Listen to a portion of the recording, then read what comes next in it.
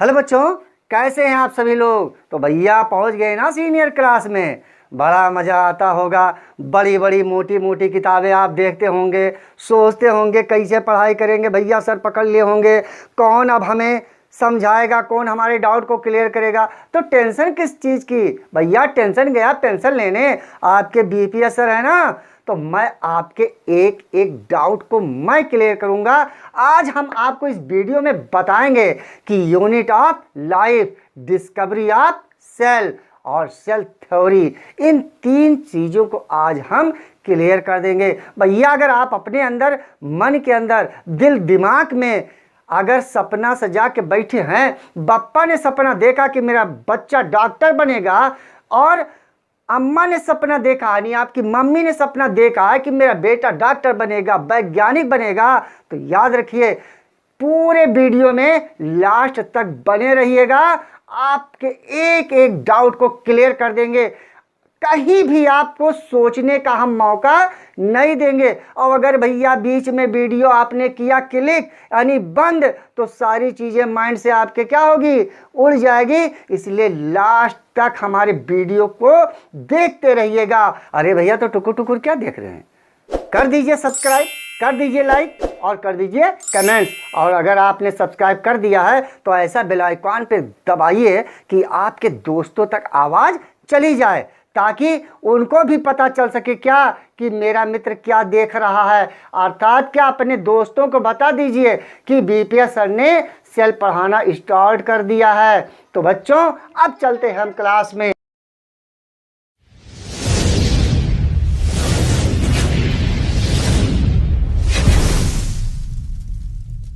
हाँ तो बच्चों अब हम जानेंगे कि हमारी बॉडी किससे बनी है। तो भैया हम शुरू से पढ़ते हुए चले आए क्या कि हमारी बॉडी सेल से बनी है, कोशिका से बनी है। यानी हमारा शरीर किससे बना हुआ है, कोशिकाओं से बना हुआ है। तो भैया कोशिकाओं से तो हमारा शरीर बना हुआ है। और हम 9th से लेकर के और 12th क्लास तक, यानी हम 11th में ही ये सारी चीज़ें क्लियर कर देते हैं क्या कि हमारी बॉडी बनी हुई है किससे, कोशिका से। तो भैया कोशिका से तो हमारी बॉडी बनी हुई है, लेकिन कोशिका भी किससे बना हुआ है, इसको भी तो जानना जरूरी था।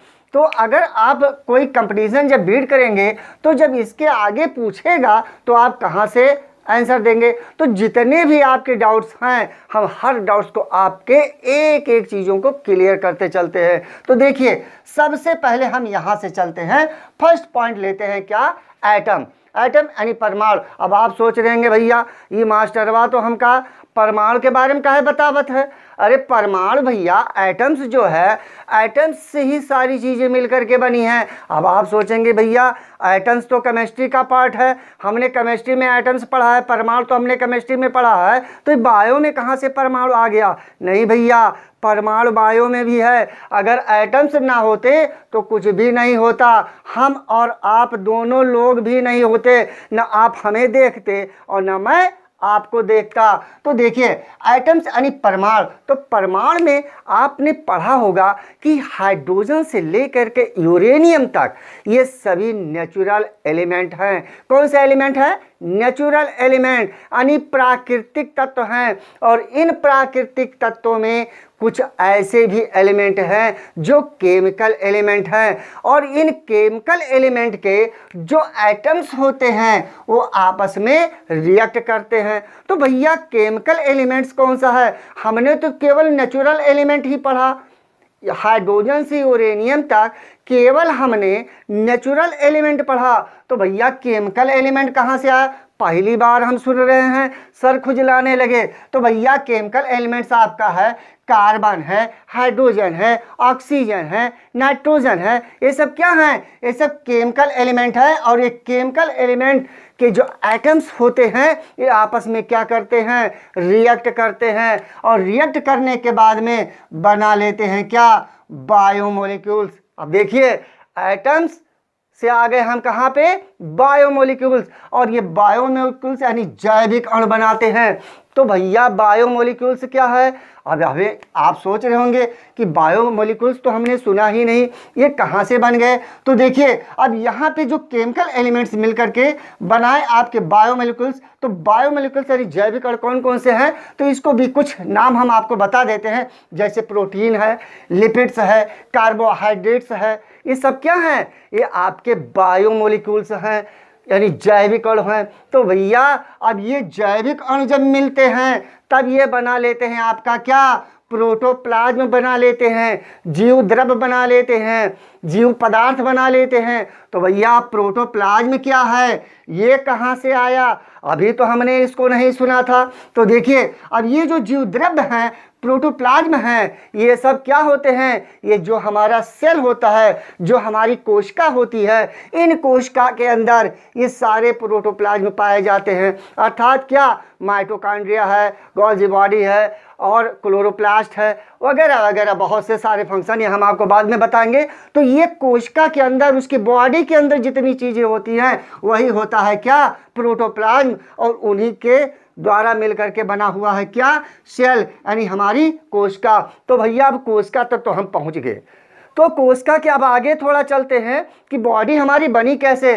तो सेल के बाद में यही सेल जब इकट्ठा हो जाते हैं, यही सब सेल मिलते हैं, तब बनाते हैं भैया क्या? टिश्यूज बनाते हैं, ऊतक बनाते हैं।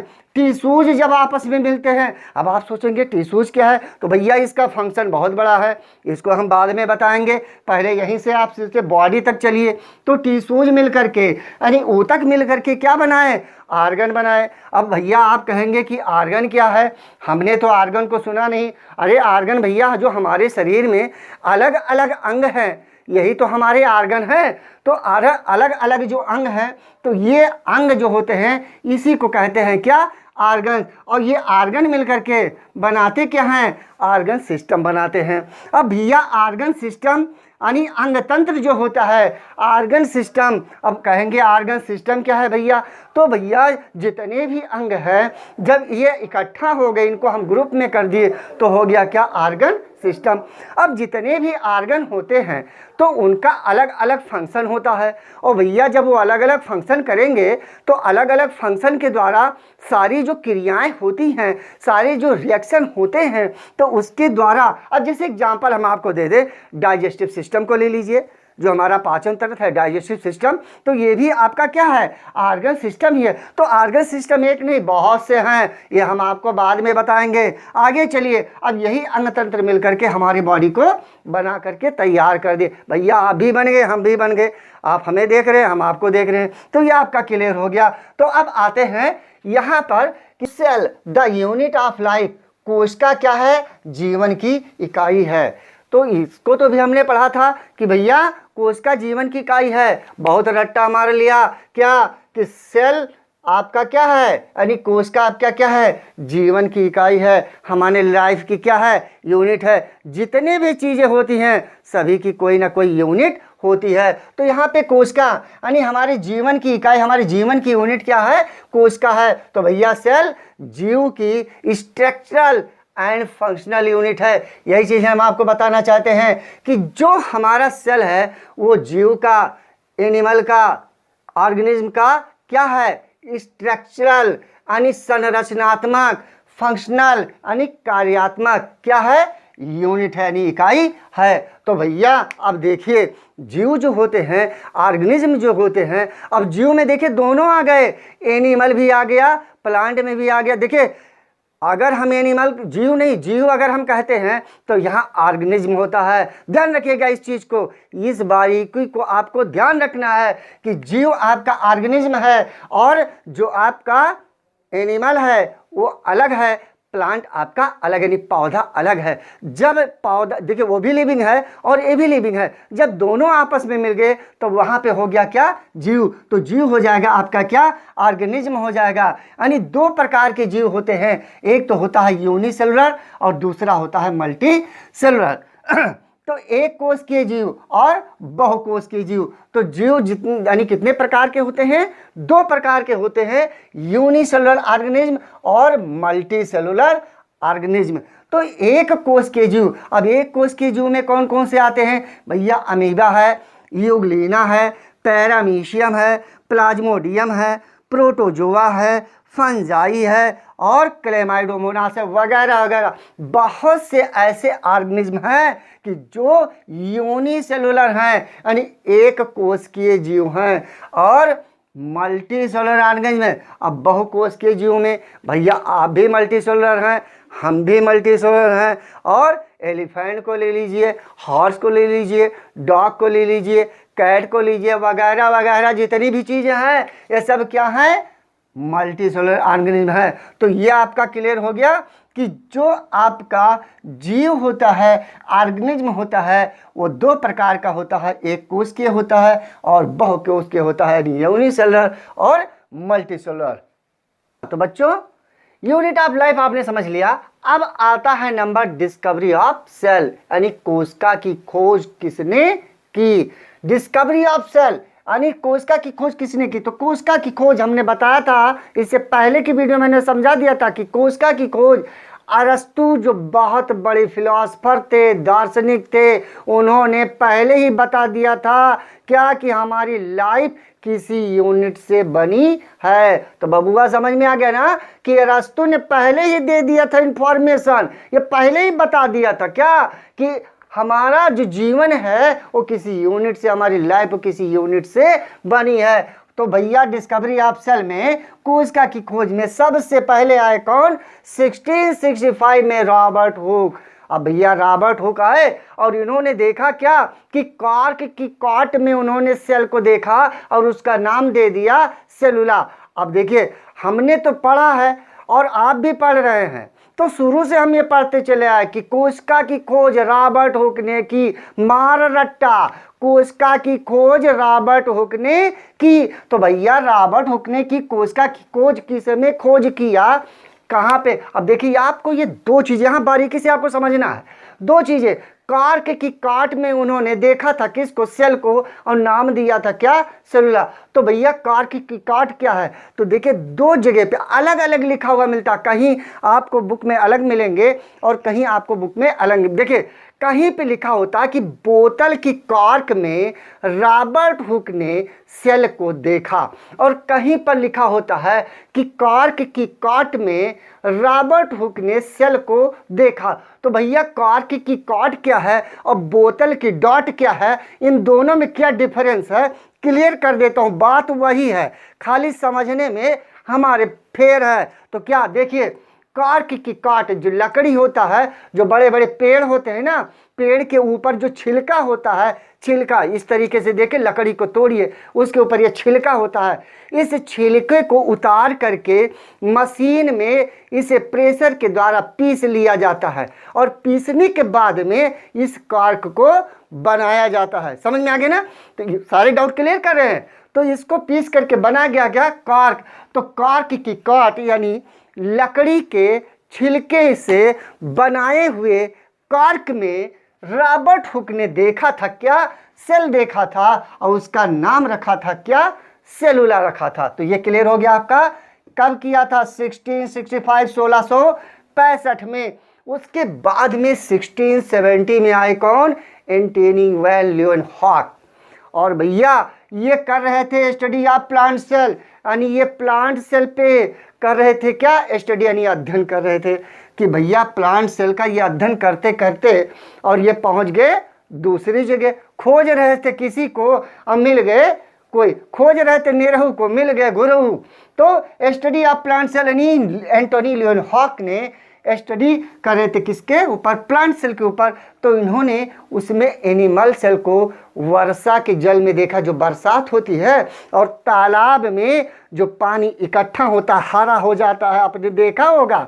तो जो हरा हरा पानी देखा, तो उन्होंने उस हरे पार्टिकल्स, उसके कण को भी देखा, और उसके साथ साथ इन्होंने वर्षा के जल में एनिमल सेल को भी देखा, और इन्होंने नाम रखा क्या, एनिमल क्यूल। लेकिन क्लियर नहीं हुआ बाद में। अब देखिए यहाँ तो प्लांट सेल का स्टडी कर रहे थे, ये अपना स्टडी खत्म करने के बाद में इनको लगा कि भैया एनिमल सेल है, एनिमल क्यूल ये है, उसको नाम तो दे दिया। बाद में इन्होंने क्या किया, 1674 में एंटोनी वैन ल्यूवेनहॉक ने लिविंग ऑफ सेल इन ये टूथ स्कैप यानी दांत की खुरचनी में उन्होंने देखा, दांत की खुरचनी, ये दांत होती है, इसको खुरचिए तो दांत की खुरचनी में, अरे जैसे खाना पकता है, कुकर में खाना पकता है, चावल जल जाता है तो चावल की खुरचनी, उसी तरीके से दांत में खुरचनी जो होती है उसको खुरचने के बाद में उसमें उन्होंने किसको देखा, एनिमल सेल को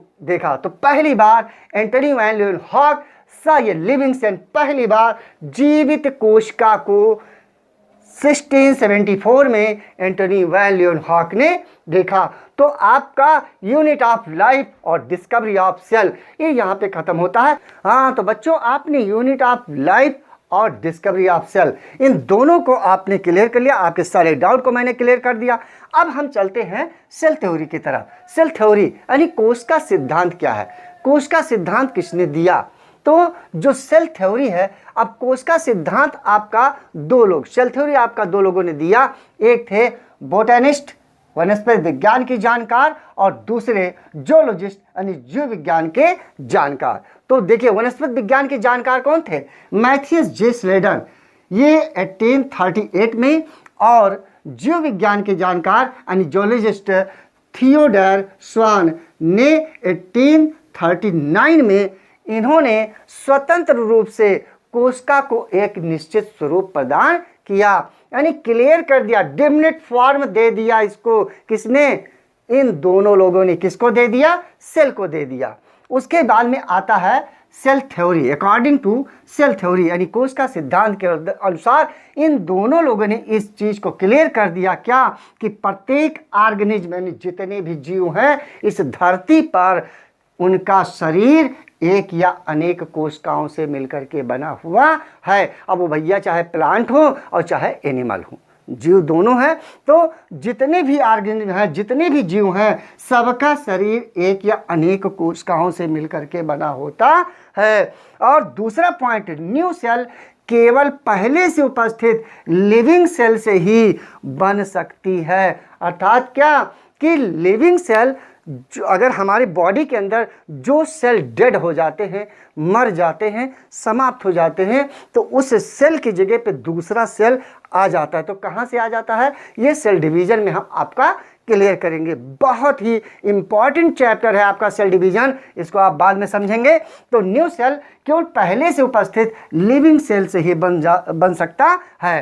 कोशिका जीव के शरीर में स्ट्रक्चरल एंड फंक्शनल यानी संरचनात्मक एवं कार्यात्मक यूनिट है। अर्थात क्या, कि हमारी बॉडी के अंदर सेल पूर्ण रूप से कार्य करता है, क्योंकि जितना भी हमारी बॉडी के अंदर फंक्शन है ये सब सेल के द्वारा ही होता है। जितना कार्य होता है वो सब सेल के द्वारा होता है। तो यहाँ पर हमने आपका सेल थ्योरी यानी कोश का सिद्धांत को भी क्लियर कर दिया।